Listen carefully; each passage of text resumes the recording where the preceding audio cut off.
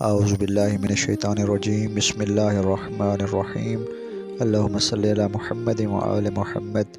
شروع اللہ کے نام سے جو بڑا مہربان نہایت رحم کرنے والا ہے۔ دوستو، آج ہم آپ کو اس ویڈیو میں بتائیں گے کہ ماں اپنے بچوں کی خوشی کی خاطر کون سے جھوٹ بولتی ہے۔ ویسے تو بہت سے جھوٹ بولتی ہے اپنی اولاد کی خوشی کی خاطر، مگر آج ہم آپ کو 8 جھوٹ بتائیں گے۔ ایک عربی فورم پر ڈاکٹر مصطفیٰ اقلاد کی ایک آزاد نظم پڑھی، سوچا اس کا نثری ترجمہ کر کے آپ کے ساتھ شیئر کیا جائے۔ میری ماں نے ہمیشہ حقیقت بیان کی ہو، ایسا بھی نہیں۔ 8 مرتبہ تو اس نے مجھ سے ضرور جھوٹ بولا۔ یہ قصہ میری ولادت سے شروع ہوتا ہے۔ میں اکلوتا بیٹا تھا اور غربت بہت تھی۔ اتنا کھانا نہیں ہوتا تھا جو ہم سب کو کافی ہو جائے۔ ایک دن ہمارے گھر کہیں سے چاول آئے، میں بڑے شوق سے کھانے لگا اور وہ کھلانے لگی۔ میں نے دیکھا کہ اس نے اپنی پلیٹ کے چاول بھی میری تھالی میں ڈال دیے۔ بیٹا، یہ چاول تم کھا لو، مجھے تو بھوک ہی نہیں ہے۔ یہ تھا اس کا پہلا جھوٹ۔ اور جب میں قدرے بڑا ہوا تو ایک دن مچھلی پکڑنے گیا اس چھوٹی سی نہر سے جو ہمارے قصبے سے گزرتی تھی۔ یوں ہوا کہ 2 مچھلیاں میرے ہاتھ لگیں۔ بھاگا بھاگا گھر آیا اور جب کھانا تیار ہو گیا، دونوں مچھلیاں سامنے تھیں اور میں شوق سے کھا رہا تھا۔ دیکھا کہ ماں صرف کانٹوں کو ہی چوس رہی تھی۔ میں نے جب یہ دیکھ کر کھانے سے ہاتھ کھینچ لیا تو کہنے لگی، تمہیں تو پتہ ہی ہے نا کہ مجھے مچھلی کا گوشت پسند نہیں، تم تو کھاؤ۔ اور یہ اس کا دوسرا جھوٹ تھا۔ اور پھر میرا باپ مر گیا اور وہ بیوہ ہو گئی اور ہم دونوں گھر میں اکیلے رہ گئے۔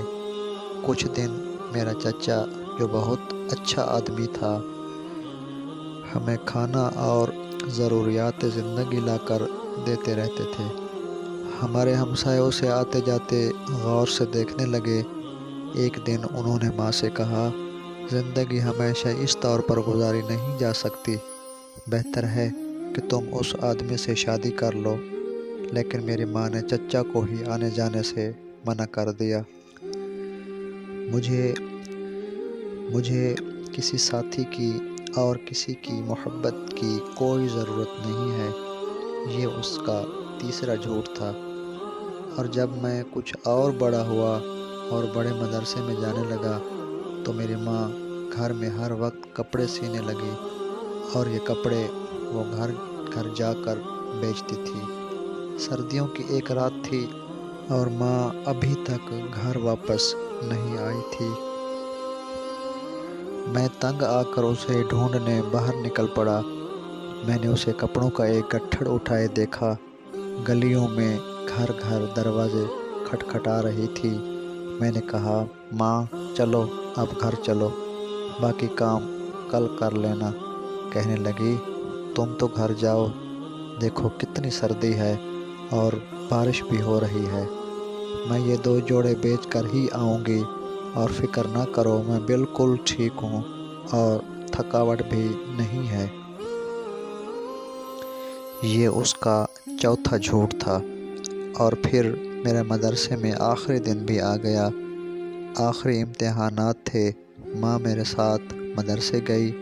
میں اندر کمرہ امتحان میں تھا اور وہ باہر دھوپ میں کھڑی تھی۔ بہت دیر بعد میں باہر نکلا۔ میں بہت خوش تھا۔ ماں نے وہیں سے ایک مشروب کی بوتل خریدی اور میں گھٹا گھٹ پی گیا۔ میں نے شکر گزار نظروں سے اسے دیکھا۔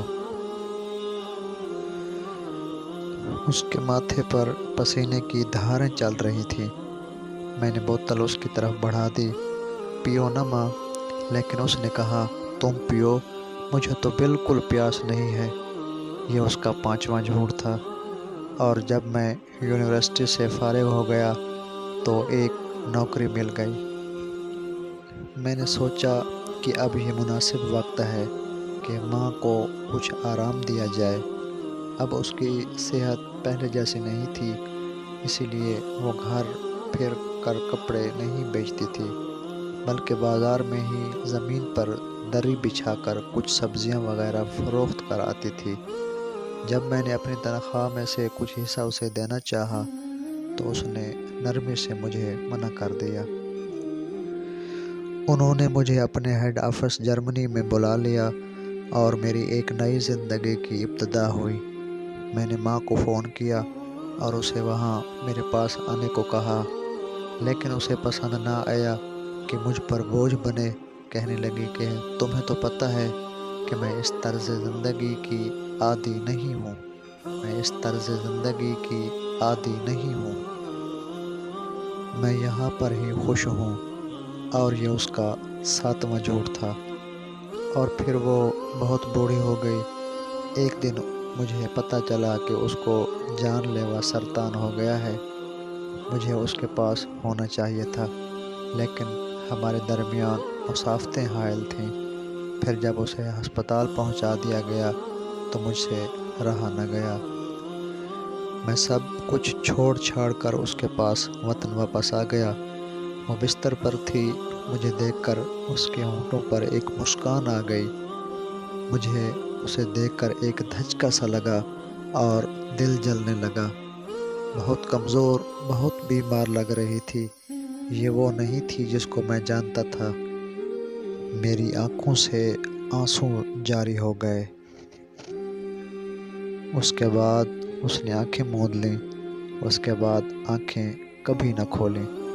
مضمون کسی کا بھی ہے، مگر لکھا دل سے ہے، جس کو پڑھ کر شاید پتھر دل بھی موم ہو جائے، اور بیٹا کیسا بھی ہو اس کے اندر چھپی ممتا جاگ جائے۔